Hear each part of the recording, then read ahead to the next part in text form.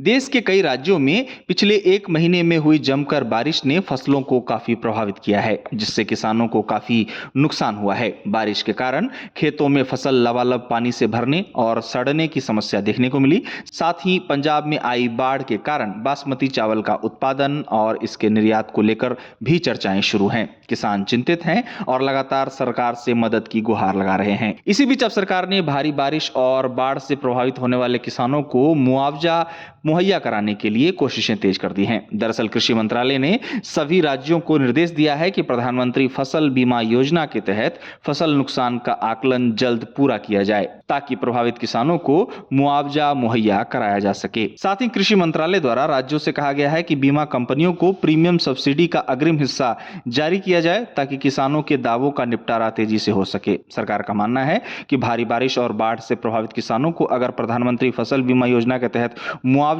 बिना देर किए अब मुहैया कराया जाता है, तो इससे किसान अगली फसल की तैयारी में जुट सकेंगे। आपको बता दें कि भारी बारिश के कारण महाराष्ट्र में धान, गन्ना और कपास, पंजाब में धान और दालें तथा राजस्थान में धान, गन्ना और दालों की फसल मुख्य रूप से प्रभावित हुई है। आपको बता दें कि राजस्थान की भजनलाल सरकार द्वारा यह ऐलान किया गया है कि बीमा योजना के तहत किसानों को कटाई के 14 दिनों के भीतर मुआवजा दिया जाएगा। वहीं पंजाब प्रधानमंत्री फसल बीमा योजना में शामिल नहीं है, जिसको लेकर भी चर्चाएं इन दिनों शुरू हैं। अब अगर प्रधानमंत्री फसल बीमा योजना की बात करें तो इस योजना के तहत किसानों को उनकी फसल के खराब होने की स्थिति में वित्तीय सहायता मुहैया कराई जाती है। प्रधानमंत्री फसल बीमा योजना में किसानों को कम प्रीमियम देना होता है, वहीं बाकी बची राशि का भुगतान केंद्र तथा राज्य सरकार द्वारा किया जाता है। हालांकि नॉर्थ ईस्ट स्टेट्स में इस योजना के तहत केंद्र और राज्य के बीच ये अनुपात 90 और 10% का है। अब भारी बारिश के कारण देश के कई राज्यों में किसानों को हुए नुकसान के मद्देनजर